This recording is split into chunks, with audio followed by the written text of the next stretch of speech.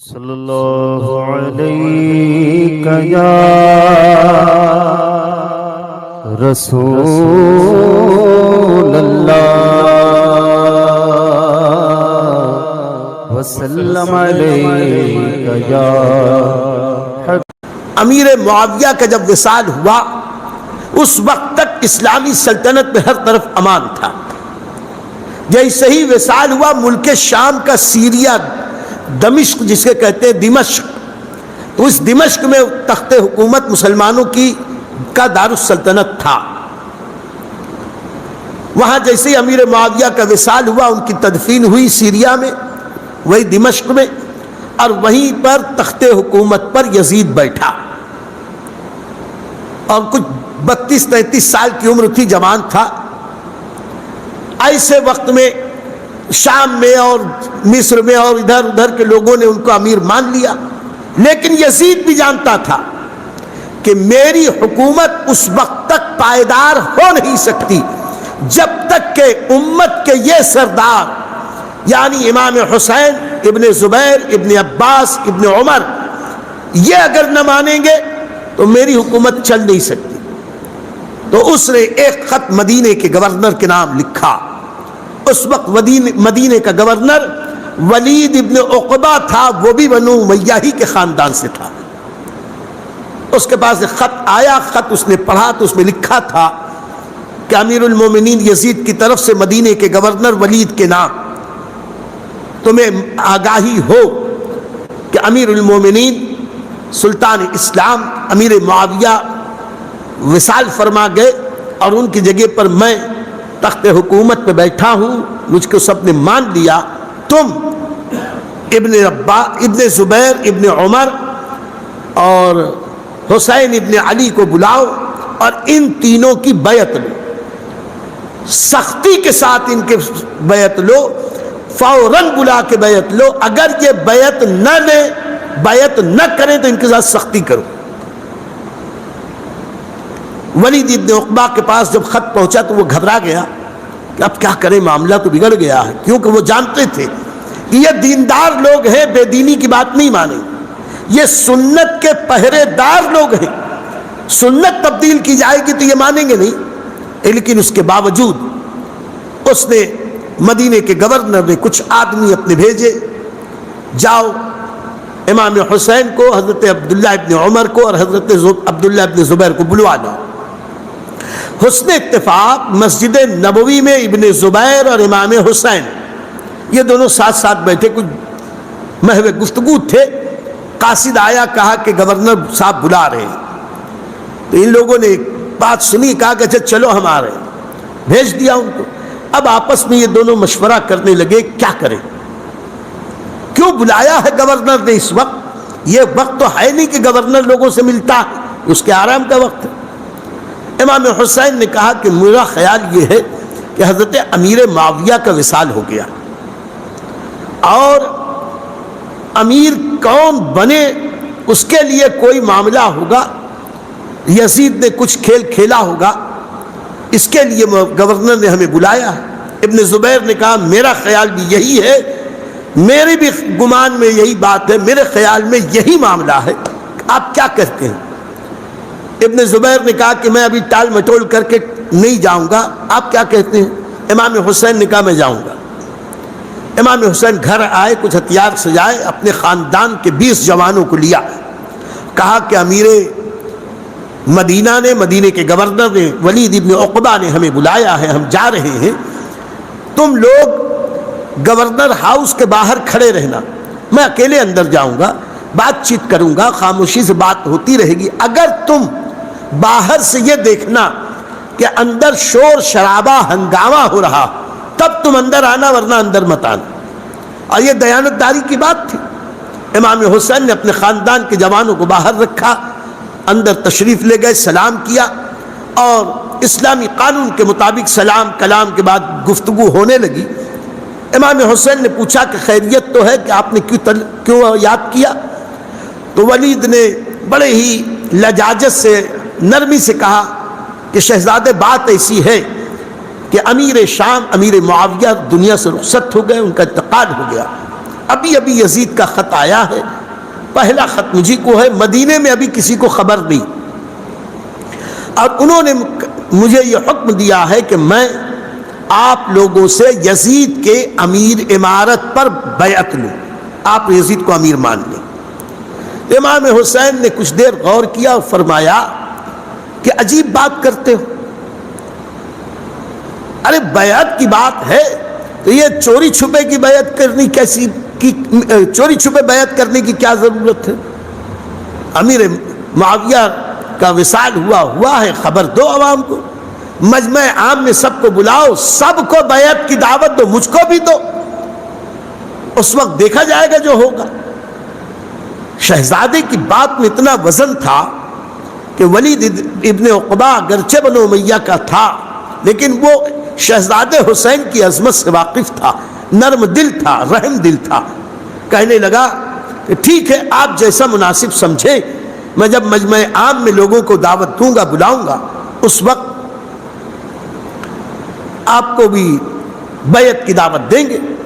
جیسے ہی یہ بات کہہ کے ولید چپ ہوا، وہیں گورنر مدینہ کا نائب مروان بن حکم وہاں موجود تھا، اور اسی نے مشورہ پہلے دیا تھا ولید کو، اور کہا تھا کہ حسین کو، ابن زبیر کو تم اکیلے میں بلاؤ اور بند کمرے میں زبردستی تلوار کی نوک پہ بیعت لو، اور اگر وہ بیعت نہ کریں تو ان کی گردن اڑا دو۔ مروان نے کہا تھا، مروان بن حکم۔ اور آج کچھ نئی باتیں انشاءاللہ اس تعلق سے میں عرض کروں گا۔ آپ سوچ کے حیرت میں پڑیں گے کہ مروان مدینے میں رہنے والا اور بنو امیہ خاندان کا، بعد میں وہ خود بھی گورنر بنا مدینے کا، اس کے پہلے بھی گورنر تھا مدینے کا۔ صحیح بات یہ ہے کہ وہ اگرچہ اسلام کا کلمہ پڑھتا تھا، لیکن یہ مروان وہ شخص ہے تاریخ اسلام میں سب سے پہلی ناپسندیدہ شخصیت، میں بہت بچ کے بولنا پڑ رہا، تاریخ اسلام میں سب سے پہلی ناپسندیدہ شخصیت۔ اسلام کی تاریخ میں ابتدا میں جتنے بڑے بڑے فتنے ہوئے، ان سب فتنوں کا بانی یہی مروان تھا۔ حضرت عثمان غنی کی شہادت کو میں نے بہت تفصیل سے بیان کیا، اس فتنے کا بانی بھی یہی مروان تھا۔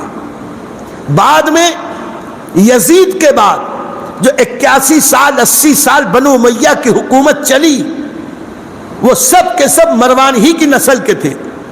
عبد الملک بن مروان، سلیمان بن عبد الملک، ولید بن عبد الملک بن مروان، یہ سب وہ مروانی ہی تھے۔ کہ مروان بنو امیہ کے خاندان سے بڑا شاطر، بڑا عقل مند، بڑا سیاستداں، بڑا فتنے باز، لیکن ہم اس سے زیادہ اور کچھ نہیں کہہ سکتے اس کو۔ اب آپ پوچھیں گے کہ یہ مروان تھا کون اور اتنی بڑی بڑی بات میں کہہ رہا ہوں تو کیوں؟ دراصل مروان حکم کا بیٹا تھا، بنو امیہ کی ایک شاخ سے تعلق رکھتا تھا۔ جب مکہ فتح ہوا تو مروان کا باپ حکم فتح مکہ کے بعد اس نے دیکھا کہ سب مجبوری ہے، اب تو سب مسلمانوں ہی کا ہو گیا، اس نے بھی اسلام قبول کر لیا۔ لیکن اسلام قبول کرنے کے بعد اس کے دل میں اسلام کے تعلق سے وہ رغبت نہ تھی جو صادق مسلمانوں میں ہونی چاہیے۔ نتیجہ یہ کہ وہ مکے میں رہا تو مکے میں، بعد میں مدینے آیا تو مدینے میں بھی۔ یہ مروان کا باپ حکم، یہ جب اپنی اکیلے مجلس میں بیٹھتا تھا تو معاذ اللہ ثم معاذ اللہ حضور صلی اللہ علیہ وسلم کی نقل کرتا ہے۔ آقا کریم علیہ الصلوۃ والتسلیم کو خبر پہنچی، آقا علیہ السلام نے اس کے سامنے بلایا اور کہا کہ لعنت ہو تجھ پر، اللہ کی رحمت سے دور ہو جائے تو، اور یہ کہہ کے کہا میں تجھے شہر بدر کرتا ہوں، نہ تو مدینے میں رہ نہ تو مکے میں رہ، میں تجھے جلا وطن کرتا ہوں، تو جا اپنی پوری زندگی طائف میں زندگی گزار۔ طائف اس وقت کچھ غیر آباد حصہ تھا، وہاں بھیج دیا۔ بہت بعد میں حضرت عائشہ رضی اللہ تعالی عنہ کے سامنے یہ مروان ایک دن حضرت محمد ابن ابو بکر رضی اللہ تعالیٰ عنہ کی شان میں کچھ گستاخی کرتے ہوئے کچھ گالیاں بکی اور کہا کہ تو لعنتی ہے۔ حضرت عائشہ نے کہا کہ تو اے مروان تو جھوٹا ہے، تو میرے بھائی محمد ابن ابی بکر کو لعنتی کہتا ہے؟ تو وہ ہے کہ جب تو اپنے باپ کے صلب میں تھا، تیرے باپ پر اللہ کے نبی نے لعنت کی تھی، اس وقت تو ان کے صلب میں تھا، اس طریقے سے وہ لعنت کا حقدار تو ہے، محمد ابن ابو بکر نہیں ہے۔ ابو بکر اور ابو بکر کا گھرانہ تو پاک صاف ہے، اللہ کے نبی نے اس کو شہر بدر کر کے جلا وطن کر کے طائف بھیج دیا تھا۔ بعد میں مروان کو بھی بھیج دیا گیا تھا۔ جس وقت مروان مدینے میں پیدا ہوا اور مروان کو نبی کریم صلی اللہ علیہ وسلم کی خدمت میں لایا گیا کہ حضور تحنیک کر دے، دعا کر دے، رحمت للعالمین نبی نے، دشمنوں کو دعائیں دینے والے نبی نے، گالیاں پتھر کھا کر دعائیں دینے والے نبی نے مروان کو جس وقت دیکھا تو کہا اوہو یہ گرگٹ کا بیٹا گرگٹ ہے۔ نبی کریم نے اپنی زبان سے کہا تھا گرگٹ کا بیٹا گرگٹ ہے۔ ایسے شخص جو نبی کے زبان اقدس سے ایسا معاملہ پایا ہو، وہ کیسے رحمت و برکت والا ہو سکتا ہے؟ ایک روایت میں تو یہ بھی ہے آقا علیہ السلام نے حکم کے بارے میں کہا تھا کہ اس کی نسل سے میری امت کو بہت زیادہ زک پہنچے گی، بہت زیادہ نقصان ہوگا۔